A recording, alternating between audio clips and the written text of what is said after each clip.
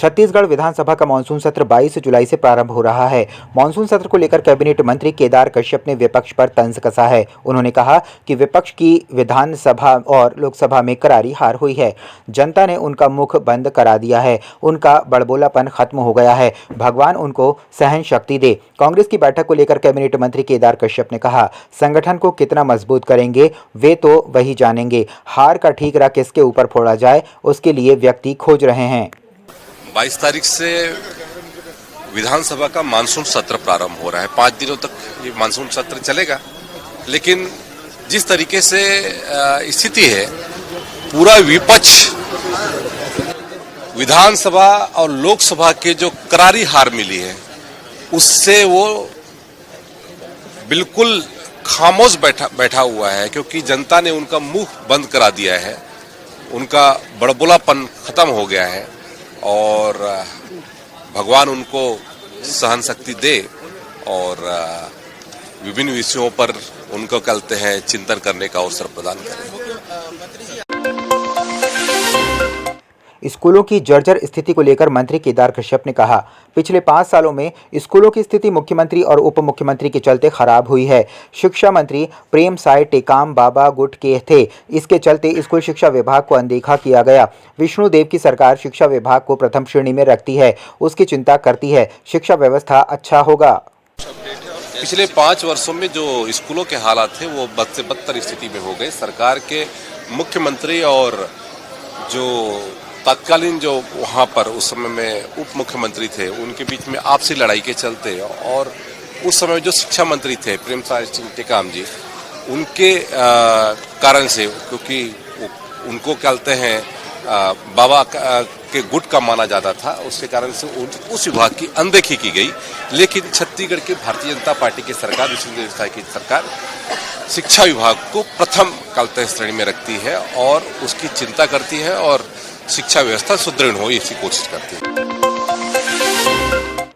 School की जर्जर स्थिति पर केदार कश्यप के बयान पर पीसीसी चीफ दीपक बैज ने पलटवार किया है। उन्होंने कहा, केदार कश्यप गलतफहमी में हैं। मानसून सत्र ऐसा ना हो कि मंत्रियों को सदन से भागना पड़े। कांग्रेस के एमएलए लीडर ऑफ अपोजिशन महंत जी के नेतृत्व में कांग्रेस पार्टी सदन के अंदर लड़ेगी और कांग्रेस पार्टी सदन के बाहर भी लड़ेगी। इस मानसून सत्र में कांग्रेस का जबरदस्त प्रदर्शन रहेगा। सरकार के पास जनहित मुद्दों को लेकर हम जाएंगे। मुझे लगता है केदार कश्यप जी गलतफहमी में है और वैसे भी गलतफहमी के शिकार बहुत ज्यादा रहते हैं। मानसून सत्र ऐसा ना हो जाए कि मंत्रियों को सदन से भागना पड़े। कांग्रेस जबरदस्त तैयारी कर रही, हमारे एमएलए जबरदस्त तैयारी कर रहे। हमारे लीडर ऑफ ऑपोजिशन माननीय महंत जी के नेतृत्व में इस समय कांग्रेस पार्टी सदन के अंदर लड़ेगी और कांग्रेस पार्टी सदन के बाहर भी लड़ेगी। इसलिए इस मानसून सत्र में कांग्रेस पार्टी का जबरदस्त प्रदर्शन रहेगा। आप देखते रहिए, सड़क के बाहर और सड़क के अंदर सरकार के पास जनहित के मुद्दों को लेकर हमारे विधायक उठाएंगे और सरकार पूरी तरह से असहाय नजर आएगी। कौन से ऐसे मुद्दे हैं जिसको लगता है कि पीसीसी चीफ दीपक बैज ने तंज कसते हुए कहा, कैबिनेट की बैठक में कोई निर्णय नहीं होने वाला है। 2 मंत्रियों के पद खाली हैं जिसे भर नहीं पाए हैं। शिक्षा व्यवस्था चरमरा गई है। भगवान भरोसे चल रही है। बीजेपी में अंदर खाने में टिकटॉक नहीं चल पा रहे हैं। आज प्रदेश कांग्रेस कमेटी में 2 बड़ी बैठकें होने जा रही हैं। पहले जिला अध्यक्षों के साथ बैठक है, दूसरी बैठक प्रदेश कार्यकारिणी की होगी, जिस पर आगामी कार्य योजना और संगठन की मजबूती को लेकर चर्चा करेंगे। कैबिनेट की बैठक में कुछ निर्णय होना नहीं है। अभी तक तो जो खाली पद है 2 मंत्रियों को, उसको नहीं भर पाई है और शिक्षा व्यवस्था पूरी तरह से चरमरा चुकी है। भगवान भरोसे चल रही है। तो इस परिस्थिति में कैबिनेट बैठक में क्या निर्णय करेंगे, क्योंकि मेन जो समय है अभी तो शिक्षा सत्र चल रही है। शिक्षा व्यवस्था को दुरुस्त करना है और सरकार इसमें बुरी तरह से फेल हो चुकी है। गुजरात मॉडल को छत्तीसगढ़ में भी अपनाने की तैयारी है। इसके लिए डिप्टी सीएम विजय शर्मा ने दौरा किया है। इस मामले में पीसीसी चीफ दीपक बैज ने कहा, गुजरात मॉडल देश में फेल हो चुका है। इस फेलियर मॉडल को यहां लागू करना चाह रहे और डिप्टी सीएम उसे देखने जा रहे हैं, तो मैं मानता हूं कि deputy CM Vijay Sharma picnic मनाने गए हैं। देखिए, गुजरात मॉडल देश में फेल हो चुका है। अगर उस फेलवर मॉडल को अगर छत्तीसगढ़ में लागू करना चाहते हैं और उसको देखने के लिए अगर हमारे डिप्टी सीएम अगर जा रहे हैं, मैं समझता हूं कि वहां गुजरात मॉडल देखने नहीं बल्कि वहां ये पिकनिक बनाने जा रहे हैं। छत्तीसगढ़ जगदलपुर बस्तर जिले के ग्रामीण क्षेत्रों में दिन दहाड़े सूने पड़े मकानों को निशाना बनाकर चोरी होने की रिपोर्ट लगातार मिल रही थी। करपावंड क्षेत्र और परपा क्षेत्र के कई घरों में चोरों ने सूने मकान को दिन के समय निशाना बनाकर सोना चांदी और नकदी रकम उड़ाने का एक ही तरीका अपनाया था।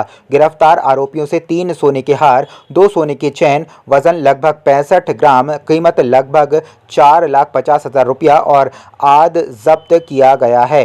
आरोपियों को गिरफ्तार कर न्यायिक रिमांड में भेजा जा रहा है।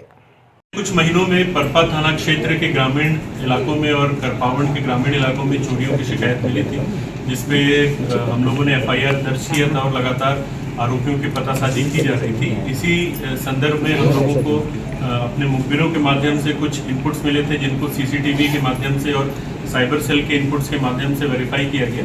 तो इसमें कुछ संदिग्ध लोगों का पता चला। उन संदिग्धों को जब हम लोगों ने हाटकचौरा से गिरफ्तार किया, हिरासत में लिया, तो पता चला कि ये सब पंजाब के रहने वाले हैं। एनएमडीसी में जो ठेके पे गाड़ियां चलती हैं उनमें काम करने वाले हैं। इनसे जब कड़ाई से पूछताछ की गई तो परपा थाना क्षेत्र के 3 घरों में सोने घरों में चोरी करना और करपावंड थाना क्षेत्र के 2 सोने घरों में चोरी करना इन्होंने कबूल किया। इन लोगों की निशानदेही पे हम लोगों ने जो रकम और जो सोने चांदी के आभूषण चोरी हुए थे उनको भी बरामद किया है और इसके साथ साथ कुछ रकम से इन लोगों ने गाड़ियां खरीदी हैं सेकंड हैंड, उसको भी हम लोगों ने बरामद कर लिया है। कुल मिलाकर के 6.5 लाख का सामान मशरूका हम लोगों ने बरामद किया है और 3 आरोपियों को गिरफ्तार किया है। ये तीनों पंजाब के रहने वाले हैं। इनका एक और मुख्य जो आरोपी है वो अभी फरार है, मंगल सिंह। वो पंजाब का ही रहने वाला है और पंजाब में उसके विरुद्ध काफ़ी सारे अपराध भी दर्ज हैं। तो जल्दी ही एक टीम यहाँ से रवाना की जाएगी ताकि उसको भी हिरासत में लिया जा सके और भी हमको उम्मीद है कि और भी कुछ मशरूका हम उसे बरामद करेंगे।